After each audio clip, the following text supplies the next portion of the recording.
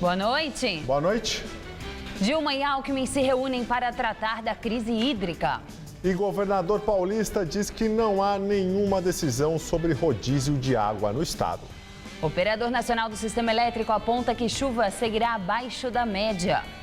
Na Vila Madalena, moradores acionam a justiça por causa dos blocos de carnaval. A agência de classificação de risco rebaixa todas as notas de crédito da Petrobras.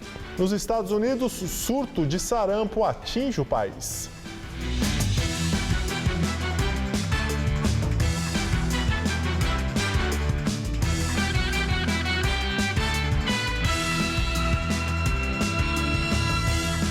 Em meio à crise hídrica, rumores de que o sistema Cantareira está cheio ganham força na internet. A água realmente existe.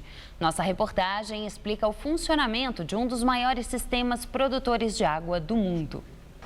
O sistema Cantareira tem capacidade para armazenar quase 1 trilhão e 200 bilhões de litros de água e é responsável por abastecer cerca de 10 milhões de pessoas em partes da capital e Grande São Paulo. Ao todo, 5 represas formam o sistema Cascata. O maior e primeiro reservatório é o de Jaguari-Jacareí, na região de Bragança Paulista, no interior do estado. Toda a água é escoada por gravidade através de 48 quilômetros de túneis, passando pelas represas de Cachoeira, em Joanópolis, Atibainha, em Nazaré Paulista e Paiva Castro, em Franco da Rocha.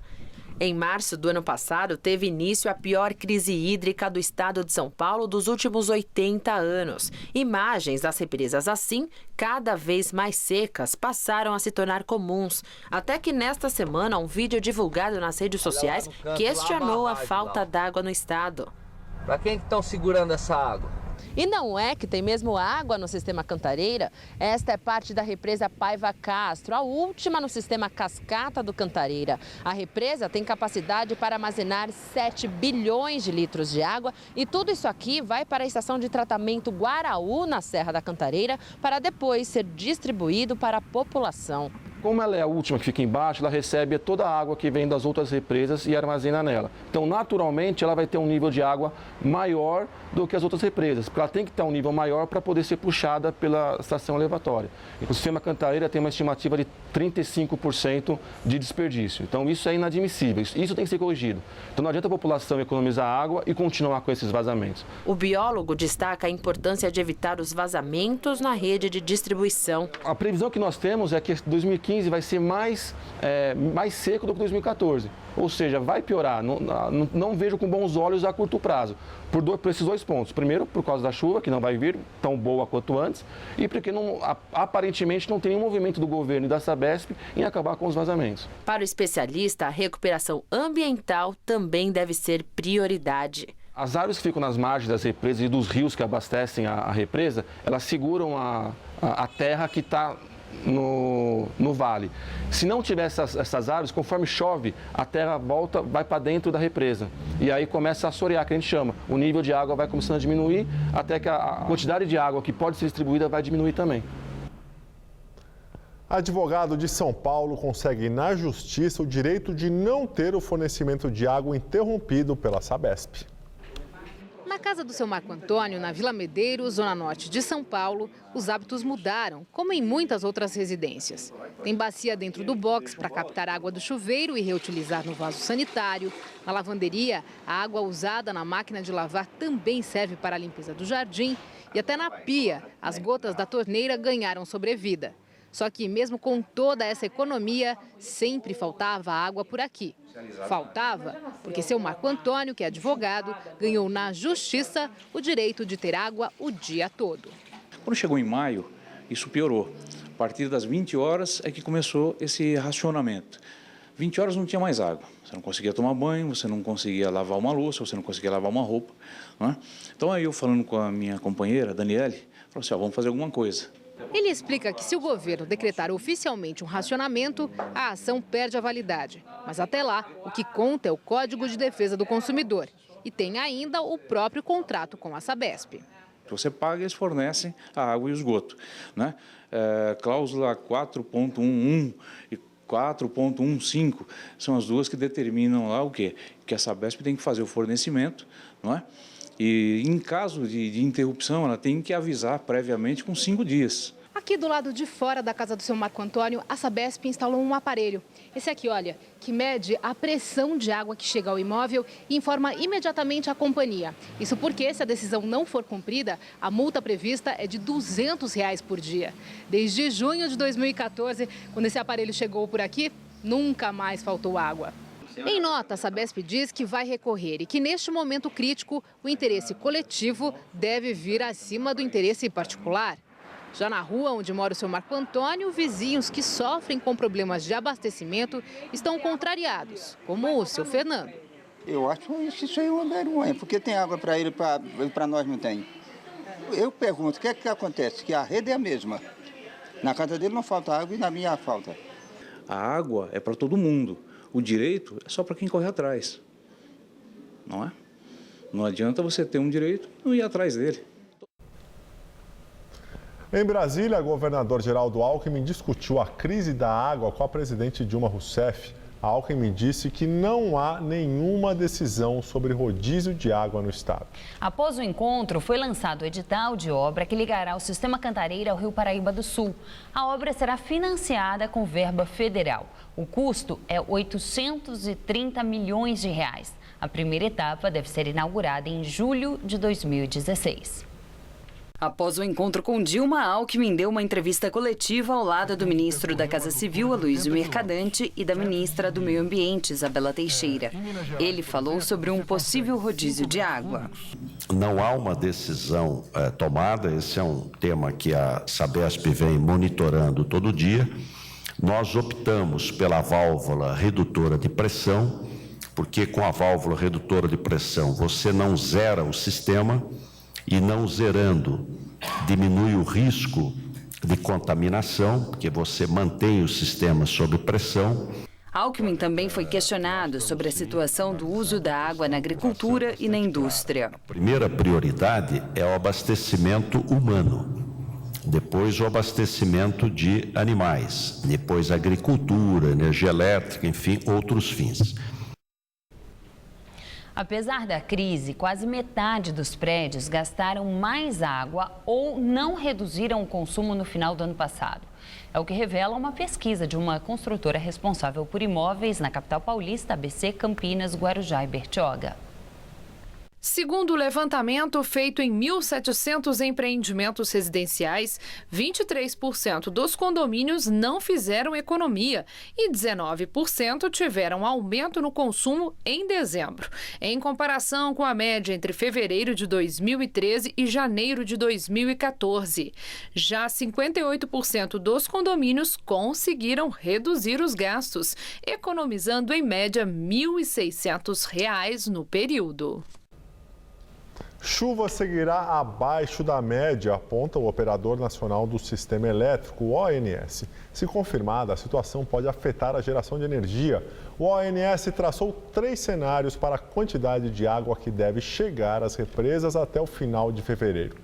No melhor deles, seria equivalente a 77% da média para o mês, para o Sudeste e Centro-Oeste, onde estão as principais hidrelétricas do país, responsáveis por cerca de 70% de nossa capacidade de geração de eletricidade.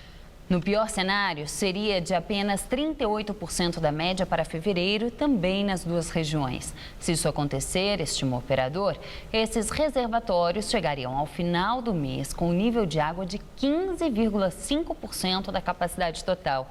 Hoje ela é de 16,82%. O calor diminui bastante aqui na capital. A mínima prevista para esta madrugada é de apenas 18 graus. De acordo com os meteorologistas, as temperaturas continuam amenas amanhã. Vamos ver em detalhes a previsão para todo o estado de São Paulo com Mariana Armentano.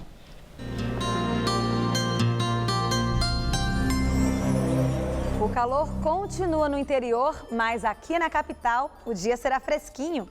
A frente fria que está estacionada no litoral ainda influencia bastante o tempo em parte do estado. Nas cidades do interior, as chuvas vêm de forma isolada a partir da tarde e as temperaturas ficam altas. A máxima vai aos 29 graus em Marília, 29 também em Presidente Prudente, 36 graus em Votuporanga. No norte do estado vai fazer 32 graus em Franca, 33 em Barretos e 34 graus em São José do Rio Preto. Na faixa leste, o vento que sopra do mar traz um ar mais frio e úmido. Por isso, a chuva vem de fraca a moderada intensidade a qualquer hora do dia. E a máxima não vai passar dos 26 graus em São José dos Campos e também nas cidades do litoral. Aqui na capital, a tendência é de poucas aberturas de sol, muita nebulosidade e temperaturas amenas. O sábado deve amanhecer com apenas 18 graus e durante o dia não faz mais que 25 graus. No domingo já volta a esquentar, máxima de 29 e o sol aparece com mais força. Na segunda-feira, o calorão volta à marca dos 30 graus com as típicas chuvas de verão. Os presidentes da Câmara dos Deputados e do Senado serão eleitos neste domingo. A disputa deve ser difícil. No Senado, Renan Calheiros, do PMDB, atual presidente da Casa, disputará o cargo com o senador Luiz Henrique, também do PMDB. O senador de Santa Catarina decidiu lançar sua candidatura com o apoio de alguns PMDBistas e de outros partidos, tanto da base do governo como da oposição. Hoje, Renan recebeu o apoio formal da bancada PMDBista. O PT é considerado essencial na disputa porque reúne a segunda maior bancada do Senado, com 14 membros. Apesar da pressão do Planalto para o apoio a Renan, há um grupo de petistas alinhados com Luiz Henrique que defendem a neutralidade da sigla na disputa. Já na Câmara, há 4 candidatos ao posto de presidente. O líder do PMDB, Eduardo Cunha, do Rio de Janeiro. O líder do governo, Arlindo Quinalha, do PT de São Paulo. Júlio Delgado, do PSB de Minas. E Chico Alencar, do PSOL do Rio de Janeiro.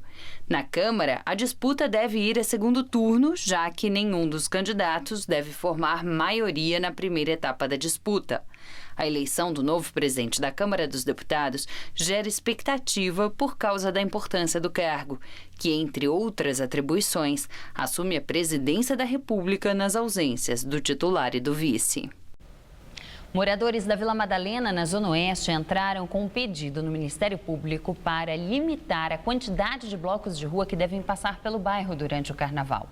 Ao todo, serão 68 blocos concentrados em áreas que foram tomadas por pessoas durante a Copa do Mundo.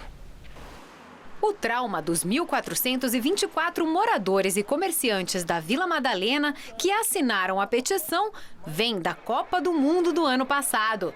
Durante o Mundial de Futebol, o bairro chegou a receber até 70 mil pessoas nas ruas em dias de jogos. Muitos comerciantes preferiram fechar as portas durante as partidas, mas o pior, na opinião de Lúcia, era a ressaca do dia seguinte. Fiquei com uma herança péssima porque prejuízo foi o que eu mais tive. Pelo vandalismo, né, das pessoas que vieram e nós não estávamos preparados. A comerciante estima gasto de R$ 3.500 para refazer a fachada da loja. E um provável cenário parecido durante o Carnaval mobilizou a vizinhança. De acordo com Tom Green, a ideia original era entrar num acordo sobre a quantidade de blocos e dias de desfiles para reduzir o impacto sobre a população local. Visto que quase todas as nossas reivindicações da comunidade foram ignoradas, agora a gente perdeu a aprovação da festa, porque vejamos que a prefeitura perdeu o controle da situação. Este ano, a Prefeitura de São Paulo teve número recorde de inscritos para o Carnaval de Rua. Serão 300 blocos em toda a cidade, só que a maioria, 90%, concentrados em apenas 2 subprefeituras, a da Sé, na região central, e a de Pinheiros, onde fica o bairro da Vila Madalena. Um dos blocos é o Os Madalena, criado no ano passado por moradores da Zona Oeste e com desfile previsto para 21 de fevereiro. Além de se propor a resgatar o clima festivo dos carnavais de rua que frequentava quando era criança, Fernanda conta que estimulou o grupo a zelar tanto pelo bairro como pelos vizinhos. Tem que bater de porta em porta, tem que conversar com o morador, que mesmo que ele não goste do carnaval, ele se sente pelo menos valorizado de você ter pensado nele e falar assim, olha, nesse dia, nesse horário, a gente vai estar aqui, entendeu? Então, assim, se você não gosta de carnaval, você pode passear, você pode sair de manhã e volta no final do dia, porque a gente também tem que entregar a rua limpa. Esta foi a solução encontrada durante a Copa por Fátima, há 30 anos no bairro.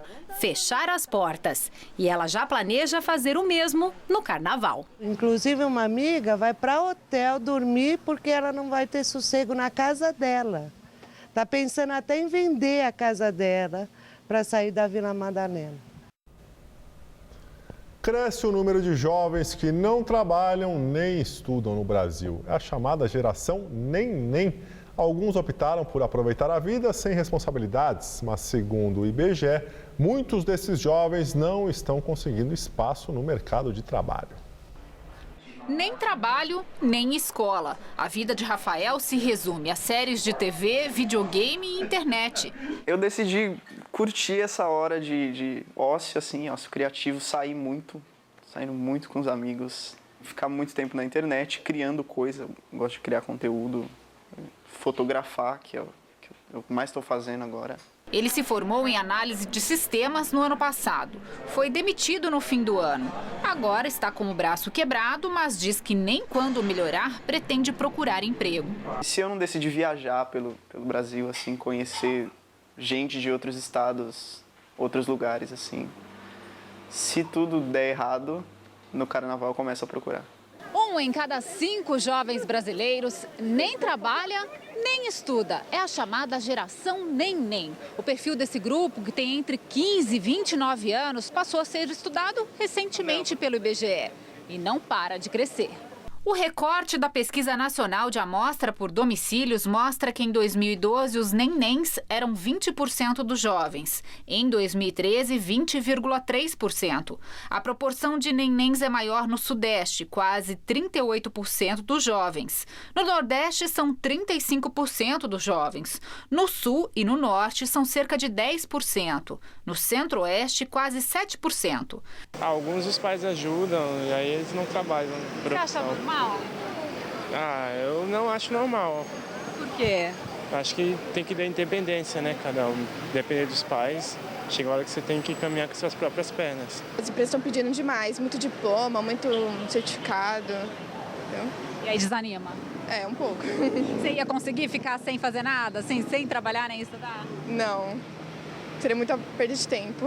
Segundo o analista do IBGE, o perfil social também influencia na situação de emprego e estudo. 63% dos nenéns são negros ou pardos. 57% das mulheres têm filhos. Desses jovens, ainda tem cerca de 1/4 desses jovens que procuram emprego, ou seja, as pessoas têm procurado emprego e não têm conseguido.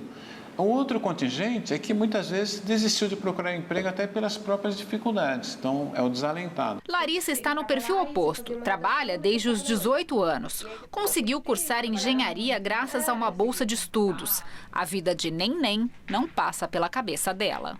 Eu penso muito na minha carreira, é muito importante para mim. Não sei, eu me sinto adulta. A agência de classificação de risco Moody's rebaixa todas as notas de crédito da Petrobras. A agência cita preocupações com investigações sobre corrupção na estatal e possível pressão sobre a liquidez da companhia em função de atraso na divulgação de resultados financeiros auditados. Segundo a Moody's, as avaliações passaram de Baa2 para Baa3. Ainda de acordo com a agência, os ratings da Petrobras permanecem em revisão para mais um rebaixamento. E as ações da Petrobras voltaram a cair. Em 3 dias, acumularam mais de 20% de desvalorização, o pior resultado em 10 anos. Contas do setor público fecham 2014 com déficit de 32 bilhões e meio de reais. Esse é o primeiro resultado negativo registrado pelo Banco Central. A série histórica começou em dezembro de 2001. Além do governo federal, as contas do setor público englobam também os estados, municípios e empresas estatais. Os números se referem ao resultado primário, que é a diferença entre receitas e despesas não financeiras, sem contar os juros. E agora vamos ao comentário de economia com Vinícius Torres Freire. Desde 1997, o governo não administrava tão mal as suas contas. Quer dizer, não entrava tanto no vermelho, não gastava tanto mais do que arrecada, até para pagar suas despesas normais, corriqueiras, afora os gastos com juros. Gastou tanto que entrou no fundo, no cheque especial, teve de fazer muita dívida nova, mais de 300 bilhões de reais apenas neste ano. Isso foi o que o governo teve de tomar emprestado apenas para cobrir o rombo deste ano. Nem estamos falando do dinheiro que teve de pedir emprestado para refinanciar, rolar a dívida velha. Juntando tudo, dá uns 900 bilhões de reais. Esse é um dos motivos pelos quais as taxas de juros são tão altas no Brasil. O fato de o governo ter de pedir dinheiro emprestado demais. Quando a dívida é grande, o dinheiro disponível para empréstimos fica mais escasso no mercado e, por isso, também mais caro. O credor, quem empresta ao governo, fica mais desconfiado e pede juros mais altos. Gasto excessivo nunca termina em boa coisa. De dinheiro público, de água, de luz. Quando se gasta demais, ainda mais em período de seca, vem algum tipo de racionamento. O ajuste fiscal, o aperto dos cintos do governo, é um tipo de racionamento. Racionamento de dinheiro do governo em obras, em programas sociais, em quase qualquer coisa. Por falar nisso, a despesa com a conta de juros no ano passado chegou a cerca de 250 bilhões de reais. Quer dizer, o bastante para pagar o equivalente a uns 10 anos de Bolsa Família, por exemplo. Como resultado dessa péssima administração das contas públicas nos 4 anos de governo Dilma, agora vem o arroxo. Dá para discutir quem vai pagar a conta, para quem vão as despesas, para quem vai bancar esse buraco. Se para os mais ricos ou os mais pobres ou remediados. O ajuste é inevitável, isto é inevitável cortar gastos e arrecadar mais. Sem isso, se o governo do Brasil continuasse no mesmo rumo por 1 ou 2 anos a mais, a gente corria o risco de quebrar numa crise catastrófica. Agora, vamos passar um aperto ruim, mas sem um desastre. A economia vai crescer pouco por 2 ou 3 anos. O desemprego vai aumentar um pouco, o salário vai subir menos. Os juros vão ficar ainda mais horríveis. Boa noite. A seguir, surto de sarampo alerta os Estados Unidos. Mais de 80 casos da doença já foram confirmados desde dezembro. O surto começou em 2 parques da Disney, na Califórnia. Para fazer o melhor negócio, vem aqui para Casas Bahia e fale com o vendedor. Vem aqui para a loja negociar com a gente. O fogão Continental 4 bocas com acendimento automático e manípulos na mesa tá mais barato. Sai por apenas R$ 399 à vista. Aproveite! E é o melhor preço da praça, hein? E aqui é tudo sem juros e sem entrada. E aproveite que tem lavadora de grandes marcas por apenas R$ 999 à vista. É só R$ 999. Corra para a loja e negocie com o vendedor.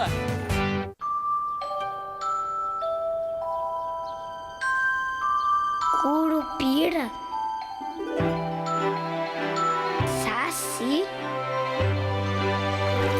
nossa, Iara. O folclore brasileiro vai soltar a imaginação do seu filho. Curupira, Saci e Iara, entre outros, estão na coleção Folha Folclore Brasileiro. Todo domingo um livro CD por R$ 17,90. Na compra do primeiro, grátis o segundo. Se você quer estudar jornalismo, relações públicas, publicidade e propaganda ou rádio, TV e internet, a Faculdade Casper Libero é o seu lugar. Quer conhecer? Eu te levo! Aqui a gente aprende na sala de aula e também em laboratórios de rádio, fotografia, edição de imagens e estúdios de TV. Você também pode colaborar em revistas, sites, programas de TV e rádio laboratoriais. E tem oportunidade de estágio dentro da Fundação Casper Libero. São mais de 60 anos de tradição numa localização incrível. Faculdade Casper Libero, formando os melhores profissionais da comunicação. Quer saber mais? Acesse nosso site. Hoje no Todo Seu, José Armando Vanucci traz as novidades dos bastidores da TV. Ainda vamos entender como os 7 pecados capitais se aplicariam nos dias de hoje, com o psiquiatra Jorge Forbes. Vamos ainda saber tudo sobre guarda compartilhada, para você tirar suas dúvidas e curtir um musical com uma queridinha também, a cantora Bluebell. Você vem, né? Acho melhor, tô aqui te esperando. Todo Seu, hoje, 10h30 da noite.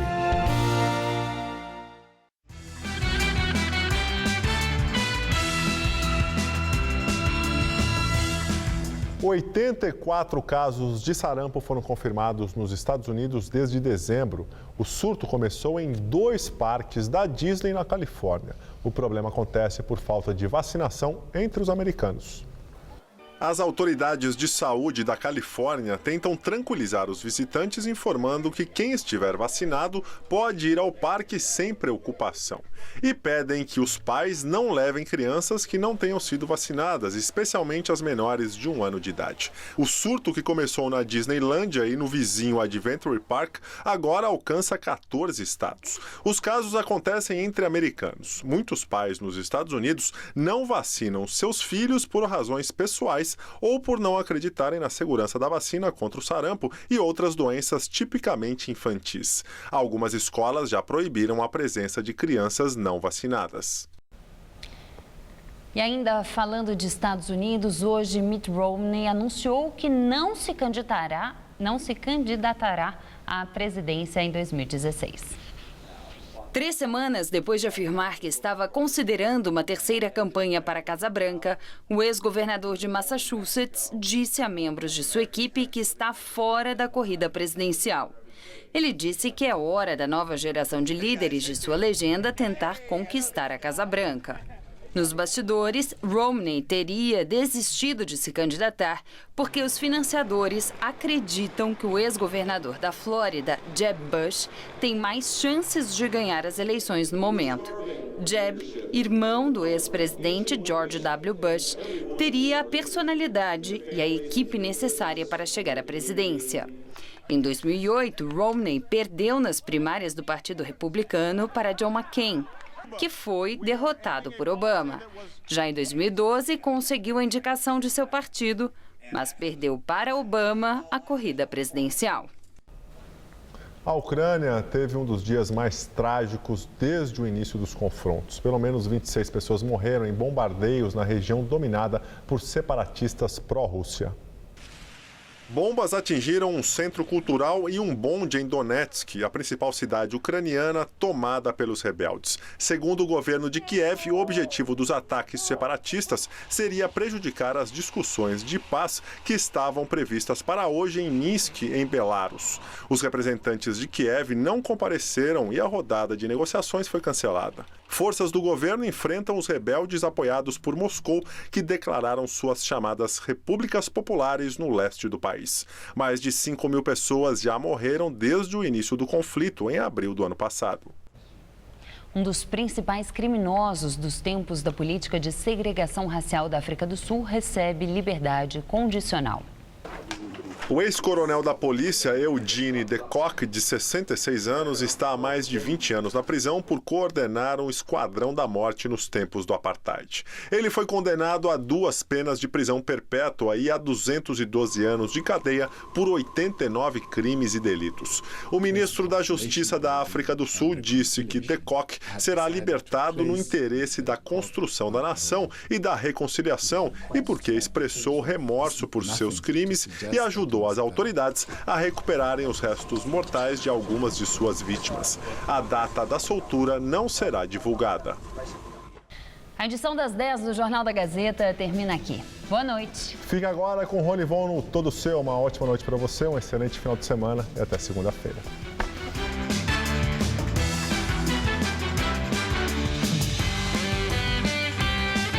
Relembre os sucessos da Disco Music que invadiram as telonas no Almanaque das Trilhas Sonoras. Logo mais, 11h30 da noite. Assista agora, Todo Seu.